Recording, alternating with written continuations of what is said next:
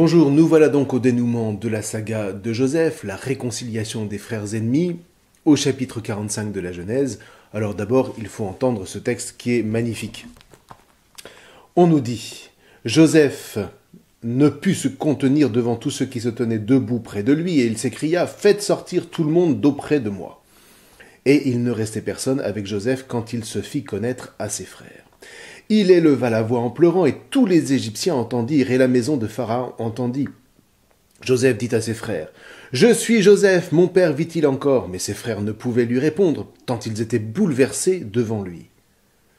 Joseph dit à ses frères, « Avancez donc près de moi. » Et ils s'avancèrent. Et il dit, « Je suis Joseph, votre frère, moi que vous avez vendu pour l'Égypte. Mais maintenant, ne vous affligez pas, ne vous tourmentez pas de ce que vous m'avez vendu ici, car c'est pour procurer la vie que Dieu m'a envoyé en avant de vous. » Alors là, je voudrais mettre en parallèle tout de suite un texte tout à fait étonnant aussi, qui est à l'autre extrémité de la Bible, dans l'Évangile selon saint Luc, au chapitre 24, c'est-à-dire au moment où Jésus apparaît à ses apôtres. Jésus se tint au milieu d'eux, et il leur dit « Paix à vous ». Effrayés, saisis de peur, ils pensaient voir un esprit, et il leur dit « Mais pourquoi êtes-vous donc troublés, et pourquoi ces raisonnements montent-ils en votre cœur? Voyez mes mains, voyez mes pieds, c'est bien moi. » Et il leur dit « Telles sont les paroles que je vous ai dites quand j'étais encore avec vous. Il faut que s'accomplisse tout ce qui se trouve écrit de moi dans la loi de Moïse et les prophètes et les psaumes. » Alors il leur ouvrit l'intelligence pour qu'ils comprennent les Écritures, et il leur dit « Ainsi est-il écrit que le Christ souffrirait et ressusciterait d'entre les morts le troisième jour, et quand son nom, le repentir pour la rémission des péchés, serait proclamé à toutes les nations, à commencer par Jérusalem. » Voilà, j'espère que vous entendez les harmoniques qui sont les mêmes dans les deux textes. Dans l'une et l'autre situation, nous avons deux hauts personnages dont la figure était jusqu'alors voilée et qui se révèlent à la grande stupeur de ceux à qui est présenté ce dévoilement. D'un côté, vous avez les frères de Joseph qui sont effrayés de retrouver leur frère dont ils se croient coupables de la mort. De l'autre, vous avez les apôtres qui, eux, ont abandonné leur maître au moment où précisément il est jugé et cloué sur la croix pour y mourir. Or, si ces deux situations présentent des harmoniques au moment du dévoilement, ça signifie que les deux personnages, de Joseph, le patriarche, et de Jésus, sont liées entre elles d'une manière ou d'une autre.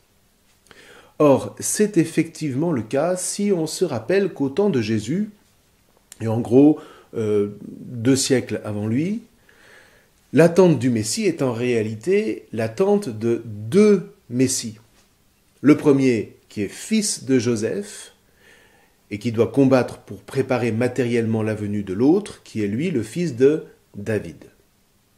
Alors, reste à définir la qualité de ce combat, au terme duquel le Messie, fils de Joseph, est censé mourir avant que n'advienne le second Messie. Et nous savons, nous, que le combat est en Jésus, celui de la miséricorde. Bon, pour en revenir au récit qui nous intéresse. Dans le récit des apparitions de Jésus à sa résurrection, on est en train donc de nous dire que le Christ souffrant, le Messie souffrant, n'est autre que le Messie, fils de Joseph, qui se reconnaît en Jésus. Alors, Jésus est aussi fils de David, puisqu'il réunit en sa personne les deux figures.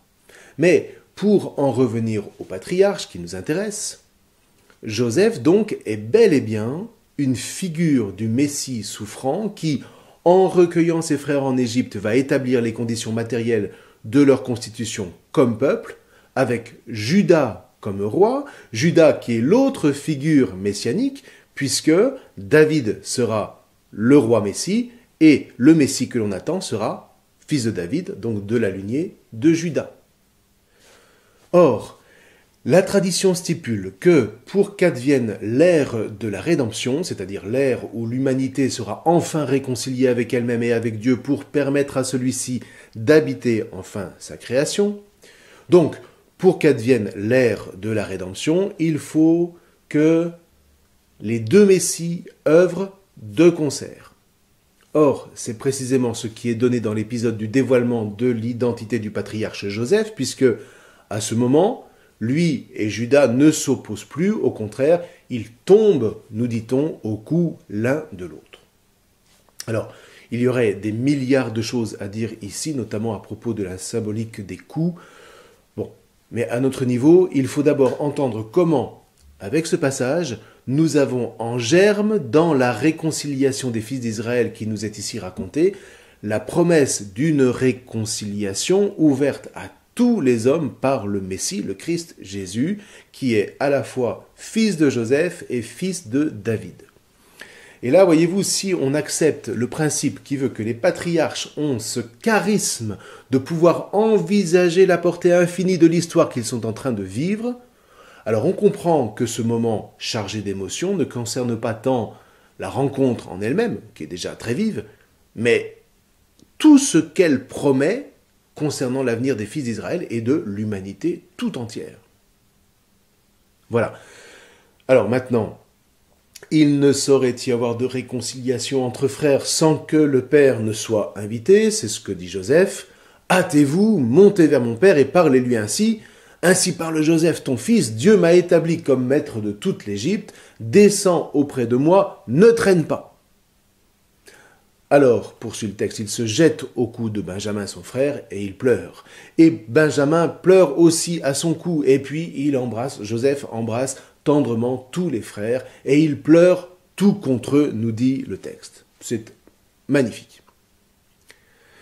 Et voilà que Pharaon confirme l'invitation. Ça signifie que lorsque les nations ont compris l'intérêt de bénir les fils d'Israël, elles ne sont pas folles, elles en redemandent. Venez chez nous, venez chez nous. Et l'enjeu, vous voyez, n'est rien de moins que la prospérité que Dieu offre à son juste, une prospérité qui rejaillit sur les nations. Voilà une image de ce que devrait être la place du peuple d'Israël dans le monde. Alors, c'est un monde pécheur qui, tout au contraire, n'a cessé de vouloir exterminer le peuple qui est pourtant la pupille de Dieu dans la création. Ce sera de manière tout à fait paradigmatique ce que malheureusement la suite de l'histoire nous racontera à partir du livre de l'Exode. Bref, les frères remontent donc en Canaan et l'esprit d'Israël, nous dit-on, reprend vie. Joseph, mon fils, est vivant, je veux aller le voir avant de mourir. Vous voyez, à partir d'un récit qui semble être une belle histoire, c'est en réalité toute l'histoire humaine qui nous est présentée en germe avec ses combats, avec ses victoires, ses chemins d'humiliation et de confiance retrouvés. Une histoire guidée par des figures. Vous voyez, on n'est pas dans un monde de fonctionnaires où il suffirait de connaître les processus pour que ça roule. Il faut des figures de proue, car sans elles, il est impossible d'entraîner les hommes sur le chemin du salut. C'est une magnifique leçon d'anthropologie. Et on pourrait dire, voyez, que la Torah, c'est le tutoriel qui nous donne les clés de lecture de l'homme, de son fonctionnement intime. C'est prodigieux. Alors, quoi qu'il en soit, tous ces événements, un homme les a menés. Un homme blessé par Dieu et relevé par lui, rappelez-vous, qui s'élève sera abaissé, qui s'abaisse sera élevé. Toute l'histoire sainte est là, résumée déjà en Joseph, qui peut dire à son tour « Dieu était là et je ne le savais pas ». Joseph, de ce point de vue, est le digne fils de Jacob. Alors, si on ouvre maintenant le chapitre 46 et le chapitre 47, s'ensuit le récit du départ de Jacob pour l'Égypte. On en profite pour vous mettre la généalogie de Jacob, signe, comme pour les autres patriarches, qu'on arrive à la fin de son histoire. Prenez le temps de la relire et de vous remémorer les noms que vous connaissez. Ça fait du bien à la mémoire et ça vous fait surtout entrer dans la famille. Je voudrais peut-être simplement relever les versets 29-30 du chapitre 46. Joseph n'y tient plus, il saute sur son char, il va à la rencontre de son père, et on nous dit, dès qu'il parut devant lui, Joseph se jeta à son cou et il pleura longuement à son cou. Israël dit à Joseph, cette fois je peux mourir puisque j'ai revu ta face et que tu vis encore. Enfin, Jacob va quand même encore vivre 17 ans, ce qui lui laisse un petit peu de temps. Et puis, le reste du texte de vous expliquer comment Joseph installe sa famille en terre de Goshen, c'est-à-dire en Basse-Égypte, dans le delta, Et puis la politique reprend le dessus. Joseph profite de la famine qui dure, qui perdure, pour affermir les frontières nord de l'Égypte. Et on sait que sous Aménophis II, celle-ci montait jusqu'au Mitanni, et puis elle descendait dans le sud jusqu'à la 5e cataracte du Nil. Ne vous offusquez pas sur la manière dont Joseph acquiert les terres pour Pharaon. Ce sont les terres des différents fiefs plus ou moins indépendants et qu'il fallait unifier. Dans le fond, il ne fait rien d'autre que ce que feront les rois de France et puis les autres lorsqu'ils voudront unifier le territoire sous leur couronne. Sauf que Joseph, lui, le fait pacifiquement. Une dernière note est importante qui montre bien que le rédacteur connaît son sujet. Au verset 26 du chapitre 47, il remarque que les terres des prêtres ne furent pas à Pharaon. Et ce sont évidemment les prêtres de Amon, dont les possessions affiliées au temple faramineux sont un état dans l'état. Pharaon ne peut rien faire sans eux, et eux ne peuvent rien faire sans lui. Et Joseph, vous voyez, il est ici comme en retrait de cette sorte de symbiose politico-religieuse. C'est un vrai juif avant l'heure, il s'intègre, mais il reste fidèle à ses propres racines. Alors reste à Jacob Israël de mourir en paix, c'est ce que nous verrons la prochaine fois. D'ici là, je vous souhaite une bonne lecture de ces chapitres absolument passionnants. Je vous remercie.